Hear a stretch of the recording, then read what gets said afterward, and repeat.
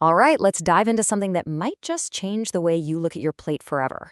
We're going to talk about a new idea called food coherence, and it's all about whether your food is speaking a language your body can actually understand. So, start with this question. Just think about it for a second. What if every single thing you eat isn't just calories to burn, but a very specific set of instructions? A message that goes straight to your cells telling them what to do, how to repair themselves, and really, how to thrive. We're all used to the standard playbook, right? It's Nutrition 101. We count the calories, we track our macros, our proteins, fats, carbs. And look, it's a totally useful framework. It's kind of like knowing the alphabet of food. But what if knowing the letters of the alphabet isn't the same thing as understanding the sentences, the stories they can create? What if the way all those components are put together matters just as much, maybe even more, than the individual pieces themselves? And boom, here it is. This is the big idea, the real mind shift. Food isn't just substrate, raw material to be burned for energy. It's information. It's a signal that directly programs the incredibly complex operating system that is your body. So that brings us to this idea of food coherence.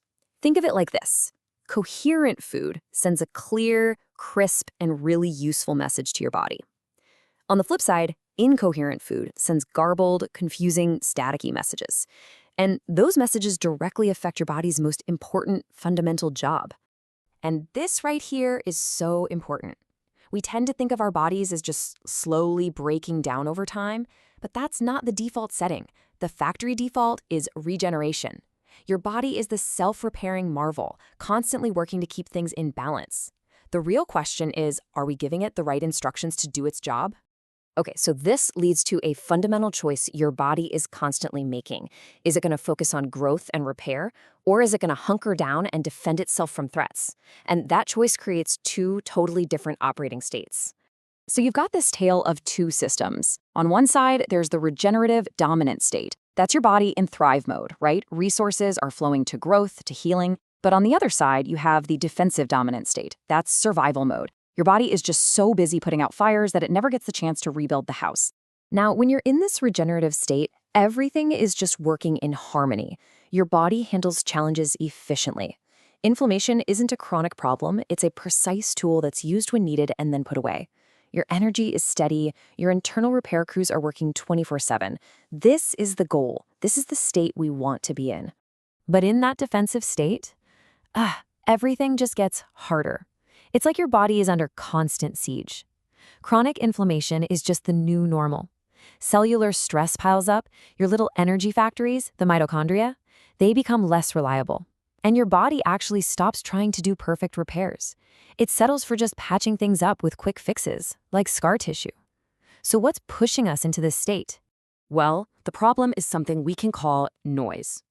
Think of it as static. Just constant interference that's messing with the clear instructions your body needs to hear to stay in that beautiful regenerative state. I mean, this is such a powerful way of putting it. The whole idea here is that ultra-processed foods don't just add empty calories. They actively degrade the quality of the messages being sent. They lower the signal fidelity, the clarity within your body's basic control architecture. They literally confuse the system. The radio static analogy is just perfect. Imagine you're trying to tune into your favorite radio station, but all you get is this constant buzz and crackle.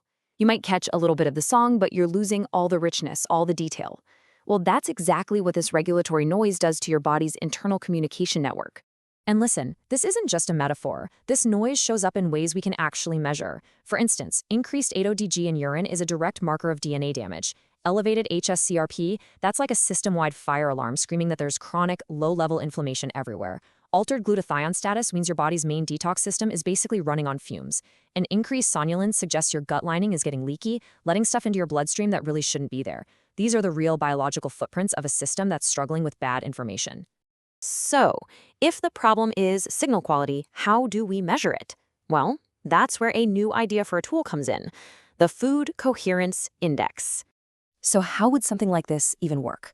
An FCI wouldn't just count grams of sugar. No. First, it would try to map our total exposure to all the additives in our food. Second, it would look at the stability of our biological systems. Are things holding steady, or are they all over the place? Third, it would check our adaptive reserve. Basically, how much of a buffer do we have to deal with stress? And finally, it would analyze the patterns over time, because health isn't a single snapshot, it's a dynamic process. And that's the whole ballgame. We'd be shifting our focus from composition, asking what's in this food, to function, asking what does this food actually do to my body's ability to keep itself stable and healthy? It's a completely different way of looking at things. This kind of shift, well, it has huge implications for how we think about health, not just for ourselves, but for everyone. It's way bigger than just individual food choices. So here it is, the central hypothesis that ties this all together. The idea is that being constantly exposed to these highly processed, additive-heavy foods creates that static, that regulatory noise that holds our bodies back from their incredible built-in capacity to heal and regenerate. And that's really the big takeaway. The goal shouldn't just be to avoid a few specific bad ingredients. The real goal should be to create a food environment that minimizes all that interference, that quiets the noise, and lets our body's natural, coherent signals finally come through loud and clear. And that leaves us with this final, really powerful question to chew on. It's not just about what you can do, but what we all can do to design food environments that don't just fuel us, but that speak a clear, coherent, and regenerative language that our bodies are literally built to understand. Thanks for digging into this with me.